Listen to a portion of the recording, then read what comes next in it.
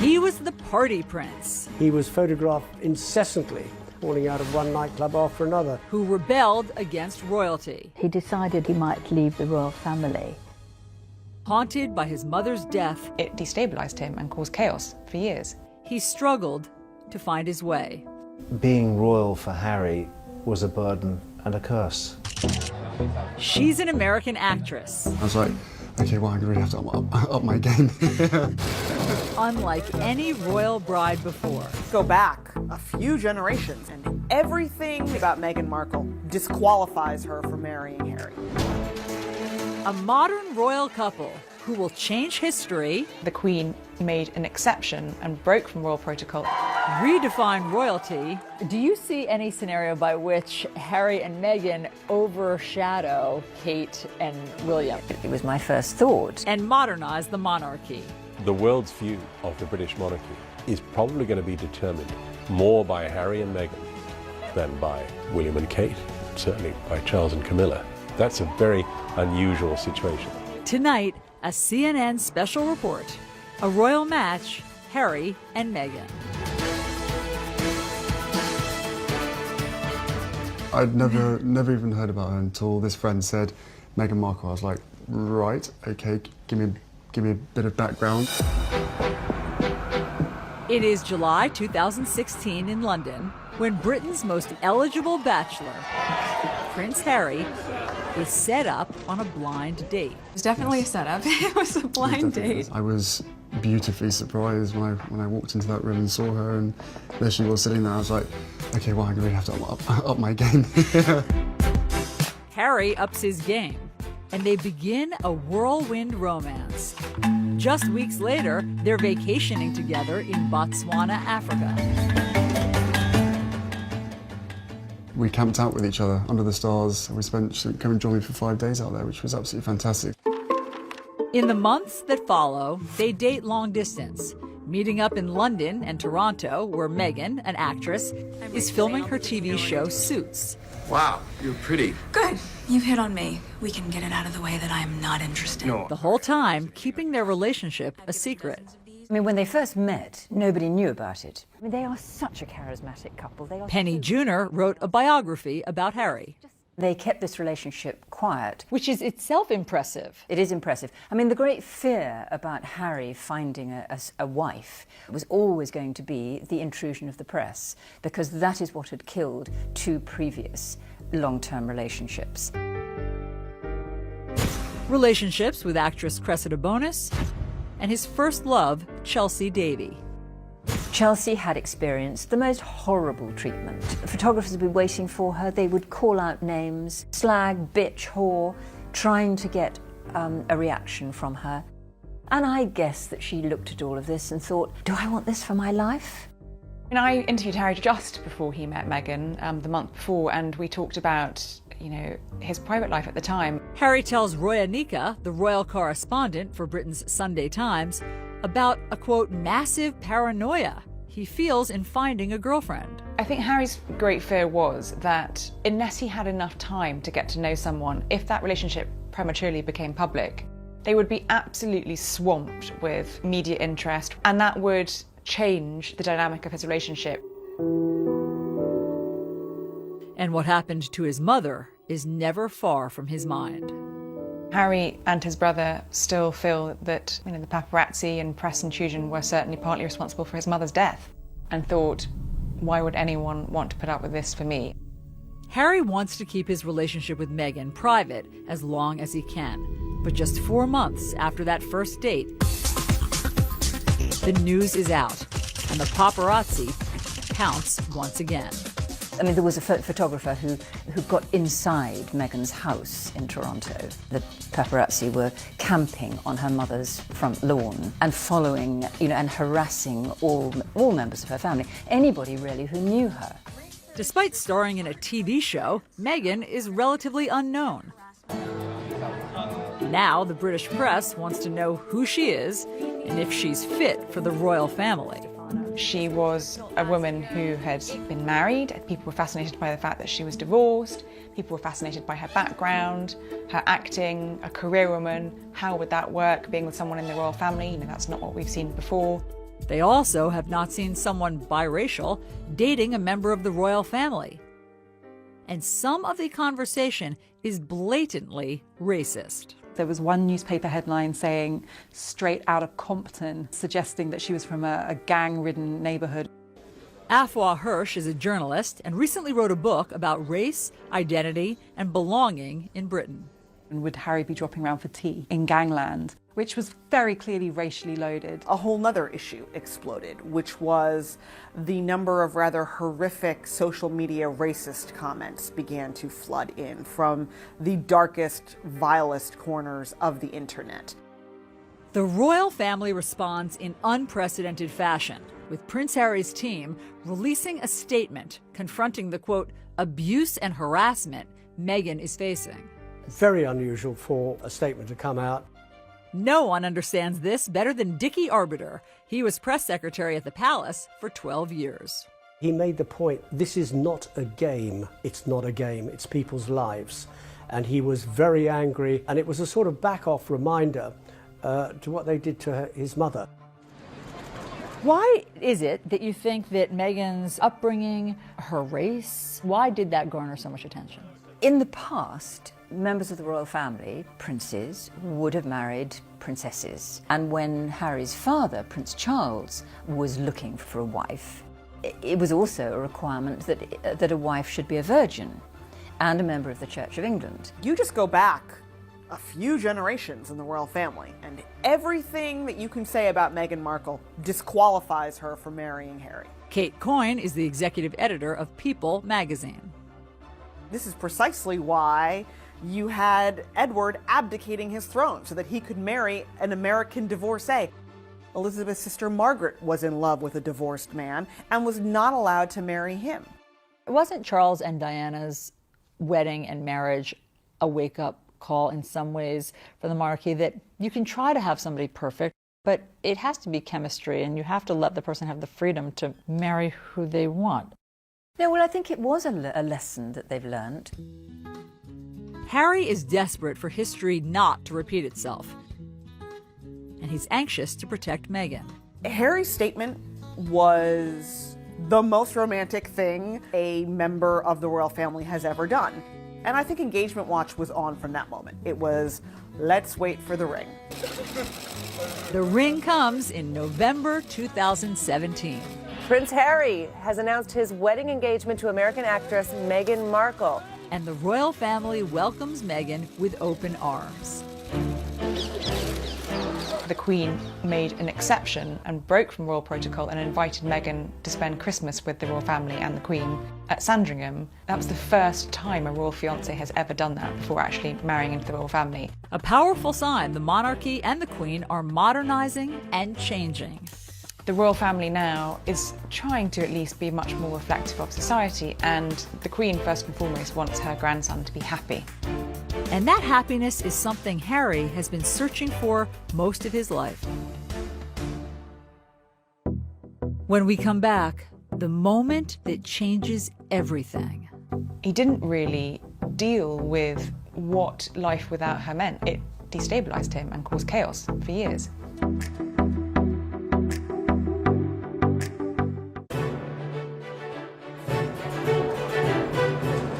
September 15th, 1984. Prince Henry Charles Albert David is born. Harry came into the world very different to his brother, who was heralded as the next in line to the throne of England. But Harry was the spare. Paul Burrell was Princess Diana's butler. So all through Harry's formative years, he always knew that he was second. He was always referred to as the spare, just always second best. And I think that had a profound effect on Harry. His childhood is also impacted by his parents' marital troubles. Harry grew up in a very tricky household. The prince and princess were never happy together, in a marriage that had failed before it even began. And I remember the times when Diana was shut away and quiet or crying, and the boys would write little messages. Please don't cry, Mummy. and they would put it under the door. When Charles and Diana divorce, it hits Harry hard. Then, 1 year later, his mother is killed. Harry is just 12 years old. This incredibly loving figure who had given him so much warmth and comfort in what was a very difficult childhood and extraordinary upbringing was suddenly gone. I remember Harry coming back to Kensington Palace shortly after the funeral, and he ran down the corridor and flung himself into my arms and cried. And his tears wet my shirt through. He was devastated. Got the phone and... Harry later admits to ITV he has deep regrets about his final phone call with his mother. I can't really necessarily remember what I said, but all I do remember is probably, you know, regretting for the rest of my life how short the phone call was. And if I'd known that that was the last time I was going to speak to my mother, the things I would have said to her. Looking back on it now, it's incredibly hard. I have to sort of deal with that for the rest of my life. Guilt and grief he never expresses at the time. I think it was a classic case of don't let yourself think about your mum and the grief and the hurt that comes with it, because it's never going to bring her back, and it's only going to make you more sad. People deal with grief in different ways, and my way of dealing with it was by just basically shutting it out, locking it out. Prince Harry arrives here at Eton, the prestigious boys' boarding school, the year after his mother's death. And though he moves into the same house as his older brother William, Harry reportedly struggles academically and is miserable. Diana always said that she never wanted Harry to go to Eton because he would be compared to his brother's success. And she thought this would be the undoing of Harry's confidence. Prince Harry said that he decided that he was going to be a bad boy. Journalist Angela Levin interviewed Harry last year at Kensington Palace. So that the reason he didn't do well there was partly his fault, it was deliberate. In 2002, headlines emerge of Harry's drinking and marijuana use. For the first time, Harry is facing the public pressure that comes with his famous family. Did it seem to Brits that it was more than just typical teenage antics? You know, teenagers do drink too much. They do behave badly, you know, it's all part of the growing up process. But I personally was worried that there was something deeper. There was a touch of self-medication going on. After graduating from Eton, Harry escapes to Africa during his gap year for humanitarian work. It was an escape from this heavy-duty world of royalty, always being watched, always being photographed. He could be very ordinary. He spends 2 months in Lesotho with children in need and others whose parents died from AIDS. He could see that there were holes there in their lives, and I think absolutely he saw in them something that he felt was missing in his life: care, love and attention, the loss of his mother. Harry not only falls in love with the children and the country, he begins a serious romance with a wealthy girl from southern Africa, Chelsea Davy. She's very free-spirited, not someone who felt bound by royal protocol or tradition, and also shared his love of Africa, and you know, the two of them travelled extensively throughout Africa together. Chelsea remains a constant in Harry's life for years to come. She also came into his life at a time when he was missing that female figure to support him, and I think Chelsea did that and understood him, and she could understand that he'd been through a very difficult time and was still going through a very hard time. A very hard time that Harry struggles to overcome. When we come back, Prince Harry got so low that he decided at one point that he might leave the royal family. And then Meghan Markle's struggle with her biracial identity. She has heard the names her mother has been called, and she's well aware that that is happening for one reason only, and it's the color of her mom's skin.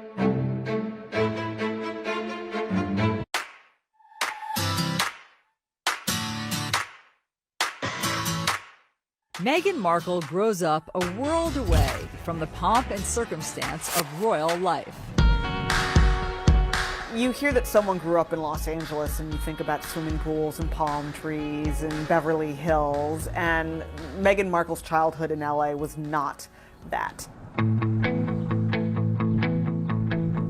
Born in 1981, she is the only child of Doria Ragland and Thomas Markle.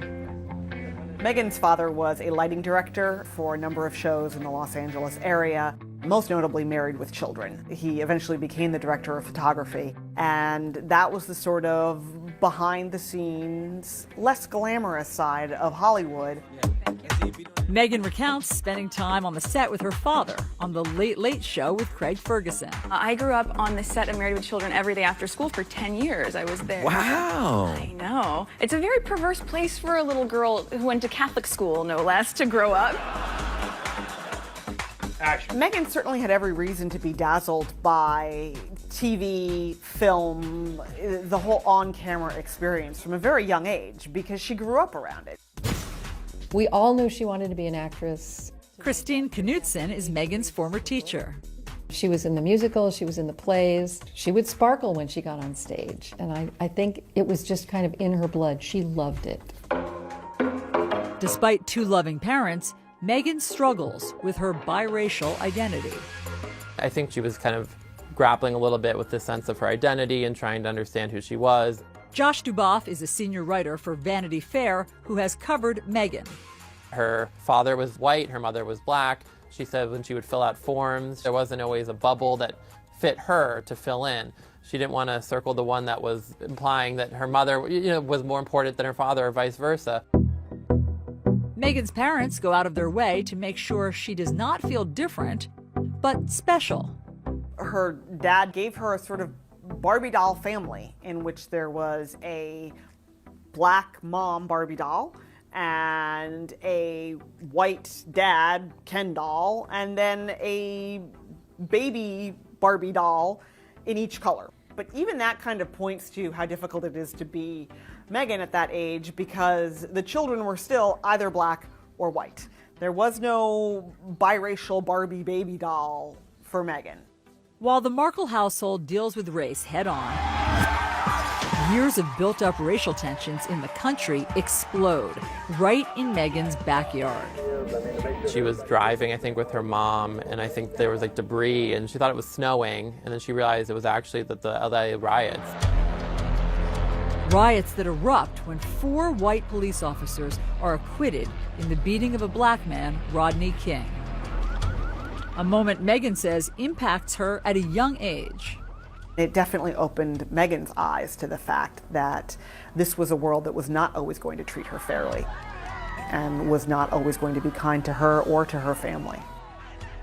I was teaching here at the time, and I think it destroyed kind of that feeling that LA is this wonderful place to live and you have all these different kinds of people and we all get along, and then this just kind of smashed that. It's a grim reality for an 11-year-old to face, and one that would always be present. Meghan witnessed her mother experiencing racism. She has heard the names her mother has been called, and she's well aware that that is happening for one reason only, and it's the color of her mom's skin. Meghan's early experiences with discrimination are not isolated to race. While watching TV advertisements for a class project, one commercial stands out to her. Women are fighting greasy pots and pans. In the ad, they implied that the product was just for women who were going to be at home doing the cleaning. 11-year-old Meghan tells Nick News what she thinks. I don't think it's right for kids to grow up thinking these things, that just mom does everything. She was irate because she thought, my dad does dishes. It's not just women who do dishes. Why would it be women across America? And she wrote a letter. So I was wondering if you would be able to change your commercial to people all over America. And wouldn't you know it, it worked. The gloves are coming off. People are fighting greasy pots and pans with ivory clear. It had to have been such wonderful reinforcement for her at such a young age that she could make a difference, that she could take a stand and have her voice heard and not be dismissed. When we come back, Prince Harry and the burden of royalty. She really did love him, but being with Harry and the huge circus that came with it was overwhelming for her. She didn't want to be a princess. I don't think any sane person wants to be a princess.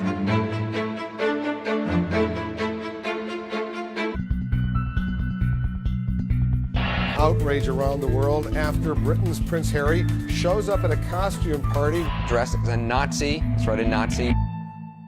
And that just seems like a moment of extremely bad judgment. It was a moment of complete and utter thoughtlessness. You know, he was young, he was very troubled, and he was drinking far too much. And he was a bit of a loose cannon. At just 20 years old, Harry is earning a reputation as reckless and self-destructive. He was photographed incessantly after he left school during a sort of gap year, falling out of one nightclub after another. And he has a run-in with the paparazzi that leaves a photographer with a split lip.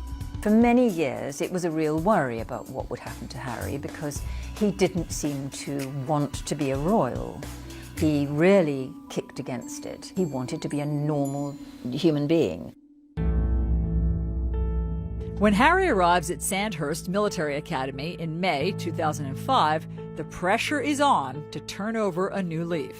He'd not had that discipline for so many years. People were concerned that Harry wouldn't find his way. Sandhurst is nothing like the lavish royal lifestyle that Harry has become accustomed to. And throughout the 44-week grueling training course, he's treated like every other soldier. It could be said it kind of knocks a bit out of you. General Lord Richard Dannatt was chief of the British Army. In the early days, the first 5 or 6 weeks, when the training is really tough, it encourages people to rely on each other, to help each other. Harry is one of the guys, yet there are painful reminders he's still a royal. When his unit deploys to Iraq in May 2007, Harry is forced to stay behind. There have been a number of specific threats, specifically aimed at Prince Harry. And it's for that reason that I've decided that the risk to Prince Harry is too great. I think when he was told he couldn't go, it was a really low point for him. I didn't sort of join the army thinking that I was never going to go on operations. It was very hard, and I did think, well, clearly one of the main reasons that I'm not allowed to be going is because of the fact of who I am. But months later, a secret deployment to Afghanistan gives Harry a taste of the front lines. As far as I'm concerned, I'm out here as a normal JTAC on the ground and not Prince Harry. It's very nice to be sort of a normal person for once. I think this is about as normal as I'm ever going to get. It was pretty much a turning point in his life, but I think he realised the seriousness of life, really rose to the responsibilities. But after 10 weeks on the ground, his mission is leaked, and Harry is immediately evacuated. It wouldn't have taken the Taliban or others long to have searched around and perhaps found where he was. So there was a risk to him, but I think also if there was an increased risk to him, there was an increased risk to the other soldiers who were around him, and the only sensible and safe thing to do was to bring him back. He was very angry. To use the words of his private secretary, he was boiling mad, and he sort of headed for the gutter. And what did that look like? He started drinking very heavily. He was fed up with who he was. Who he was is also causing tension in his relationship with his longtime girlfriend, Chelsea Davy. She really wasn't that fussed at all by the trappings that came with Prince Harry. In April of 2011, Harry brings Chelsea here to Westminster Abbey for the wedding of his brother, Prince William, and Kate Middleton. There are 1 million people lining these streets, and millions more watching on TV around the world. It's an intense spotlight that Chelsea struggles to cope with. And actually she was very determined that that would not be her life, and she wanted a career of her own, and ultimately I think that was one of the things that ended their relationship. She didn't want to live inside the goldfish bowl. Harry does not either, and he is determined to return to the battlefield. When he came to see me, he sort of sat rather slumped in a chair and said, "The trouble is, I can't be like a normal young man. But that time in Afghanistan had given him 10 weeks to be a normal young man, and he desperately wanted to replicate that again. And he accepted, and his private secretary accepted, that probably the only way he could go back was within the anonymity of being inside a helicopter. And he'd therefore need to learn to fly a helicopter. After 2 years of training, Harry not only becomes an Apache pilot, he is the top gun on his weapons course. He got it on his own. It wasn't because he was a prince. He actually had to fight really hard for it. He was one of the very top Apache attack helicopter pilots. Harry returns to Afghanistan in September 2012. He did exceptionally well. Brigadier Neil Sexton was Harry's commander on the ground. You go out there with the anticipation of having to use the Apache's weapon systems and to bring them to bear without any collateral damage, and also to conduct yourself in a way that's safe in the most demanding of environments. I actually believe that his success on that Apache, on those Apache aircraft, was the making of Harry. I think Harry, who had spent all his life being second best to his brother, being the spare, suddenly found something that he could do, and could do better than anybody else. And that gave him confidence that he had never ever had before. And he just, it changed him, I think. When Harry leaves the Army after 10 years of service, his future is uncertain. I don't think there are any career options for a royal prince. It's easy for William. He's heading towards the throne. I think being royal for Harry was a burden and a curse because he was only the spare. What was his job? What was his way forward? As Harry finds his way, another romance is on the rocks. This time with his girlfriend of 2 years, Cressida Bonus. She really did love him, but I think the situation of being with Harry and the huge circus that came with it was overwhelming for her. I think Cressida took one look at what life with Harry would have involved and just turned her back on it. You know, she didn't want to be a princess. I don't think any sane person wants to be a princess. Who would want to be a royal princess? It's a burden. When we come back, Harry opens up about his royal role. He's living this life that he's been born into. It's not his choice. He decided he might leave the royal family. And then Meghan Markle's big break. She got lucky. She undoubtedly handed in a great audition, a great screen test, and she hit the jackpot. After graduating from Northwestern University, Meghan Markle moves home to Los Angeles. She's eager to chase her acting dreams, but the industry is tough. That is an industry that is built on judging you and tearing you down and rejecting you and making you second guess your weight and your skin and your hair and your talent and your poise. It's brutal. It's brutal. Harvey Young was Meghan's acting professor in college. When you leave college, it's a pretty bleak world of just laying bare your soul as part of audition before a casting agent, and then more often than not being told no. For Meghan, her identity struggle is magnified in Hollywood. What has she said about how her race impacted her getting jobs? Casting agents weren't always sure what to make of her. Is she going out for a Latina role? Is she somehow maybe Italian or even Middle Eastern? Or is she African American? Is she Caucasian? She undoubtedly felt like at times casting agents just threw up their hands and went, oh, never mind. Passed over for big roles, Meghan does get some small parts. Thank you. So what's going on here? What do you mean? What I mean is, like, you're way too cute to be just a FedEx girl. Maybe she'd have one scene or be there for one moment. I think she was on a bunch of TV shows, Fringe, Beverly Hills 90210. She was famously a deal or no deal girl. She had her little moment opening one of the briefcases. She has said that her 20s were brutal. Meghan struggled a lot. To become a successful actress, to be able to make a living, that's like winning a lottery ticket. I mean, the number of forces that have to combine to get you even the smallest scrap of success are so astronomical. Meghan auditions for 10 years. And then, at 29, she lands a significant role, the female lead on USA Network's legal drama, Suits. Is this all a joke to you? Because I take my job seriously.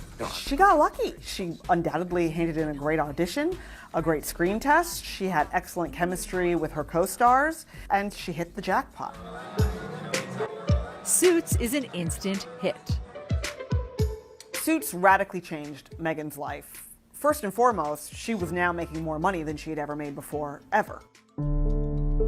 As the show achieves success, Meghan makes big changes in her life, including ending her 2-year marriage to Hollywood producer Trevor Engelson. When they met, she was still largely an aspiring actress. He was an aspiring producer. They were essentially at the same place in their careers. And then Suits really took off, and they weren't going in the same direction anymore. She was filming in Toronto, he was in Los Angeles. There were thousands and thousands of miles between them. Determined to use her position for good, Meghan spends her free time advocating for women. During a panel discussion, Meghan recounts how the success of the show emboldened her to stand up for herself. Every script seemed to begin with, Rachel enters wearing a towel. And I said, nope, not doing it. At a certain point, you feel empowered enough to just say no. She wanted to encourage other women to feel like they could speak up in the same way. And Meghan uses her fame to fight for women's equality across the world. As an ambassador for the nonprofit World Vision, Meghan travels to a remote village in Rwanda, where young girls walk hours every day to access clean water for their families. This is the water that she's going through all this work to get. But all that changes when the World Vision team builds a new well. These girls are able to stay in school because they aren't walking hours a day to go and get water, and this clean water source has changed the entire community. She has a sense that if she's been given a platform, if she has some influence, that there's a responsibility she has to use that for good. Laura Dewar is the Chief Marketing and Development Officer for World Vision. And she travels with Meghan to India in January of 2017. They visit local businesswoman Suhani Jalata in Mumbai, where the lack of sanitary products and the stigma around menstruation keeps young girls out of school. Suhani's created a business where they make maxi pads. They manufacture them, and then she has a team of effectively salespeople that go door to door talking to women about how they handle menstruation. Meghan comes home and writes an essay in Time magazine drawing attention to the barriers to education for girls across India. And she continues to mentor Suhani to this day. She's really more than happy to, have a call and just talk about the issues that we might be experiencing or any help that we need from her, whether it's in terms of fundraising, in terms of marketing, or any kind of support like that. This is not a celebrity who floats in, who needs a platform issue to associate with their quote-unquote brand. This is a woman who's had a desire to help in some way for a very long time, promote the faces and stories of women, and to begin to elevate them. When we come back, Harry and Meghan and the future of the monarchy. Do you see any scenario by which Harry and Meghan overshadow Kate and William? Oh, yes, I do. It was my first thought. This could be a problem.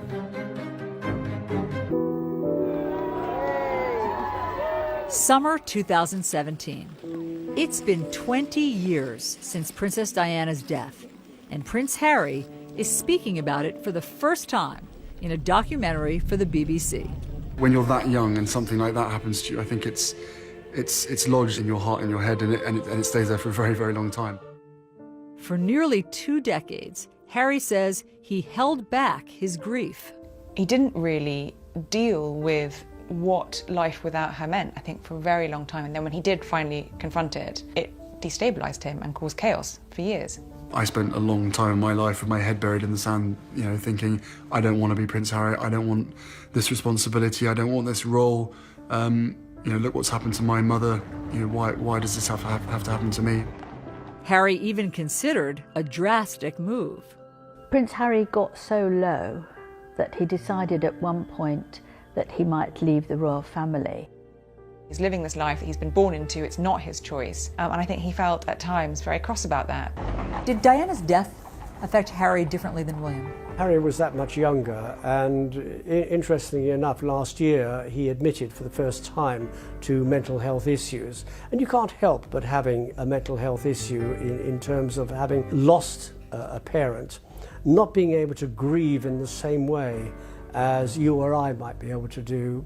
He wasn't able to do that, so he bottled it all up inside him.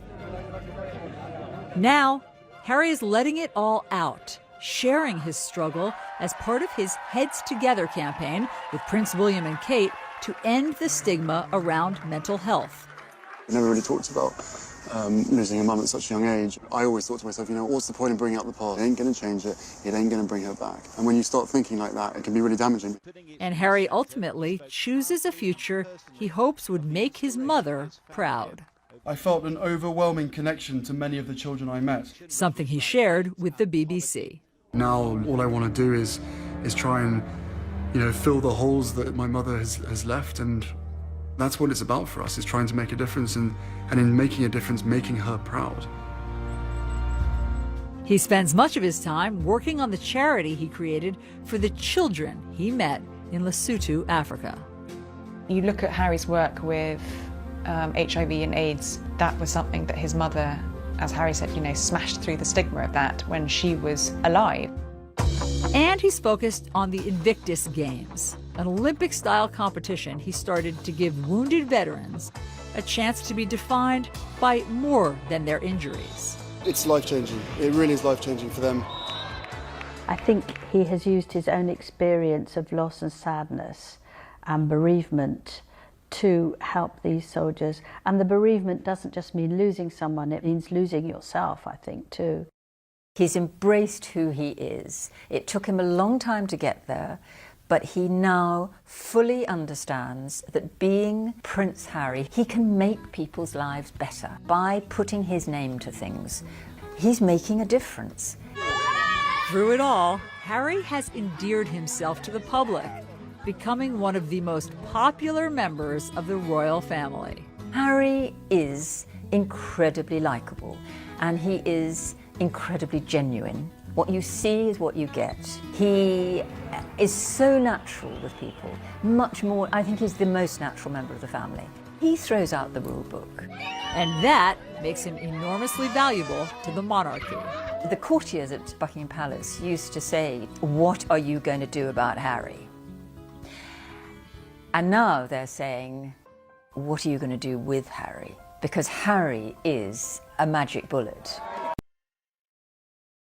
As Harry helps carry the monarchy forward, he will continue to do things his own way, like proposing to the woman he loves, not someone British royalty might expect. I think it's a wonderful coincidence that Harry has fallen in love with somebody who is American, mixed race, divorced, and a career woman. She is very representative of our society today, and I think that makes the monarchy much more user-friendly. And in Meghan, Harry has found someone who can cope with the role and is not afraid of the spotlight. Meghan was utterly enchanting when she appeared for the first time in Nottingham. She behaved as though she'd been doing it all her life. On Saturday, May 19th, Harry and Meghan will get married here on the grounds of Windsor Castle in St. George's Chapel. It will be a very traditional wedding for this very modern royal couple. Meghan and Harry love story is a terrific story. It has unlimited fairy tale appeal. I heard you were amazing in Chicago. She does what she feels comes naturally. And Harry is the most relaxed member of the royal family. Do you see any scenario by which Harry and Meghan overshadow Kate and Oh, William? yes, I do. I do. I mean, this is immediately was my first thought. You know, this could be a problem because Harry and Meghan are a very compelling couple. They're very charismatic and very relaxed and easy. The cameras will follow them. William and Kate there's a much more rigidity to them, as possibly there has to be because he is going to be king. To some who have known the family well, Harry and Meghan will play a critical role in the monarchy's future. The world's view of the British monarchy is probably going to be determined more by Harry and Meghan than by William and Kate, certainly by Charles and Camilla. That's a very unusual situation. The royal family need Harry to bridge the gap between the people and the monarchy, because without that connection, the royal family wouldn't survive. As he has his whole life, Prince Harry will likely continue to be a star in the royal show. With his irresistible appeal, down-to-earth charm, and, like his mother, a natural ability to connect. With Meghan by his side, this modern royal couple are on course to redefine Britain's most famous family and change the monarchy forever.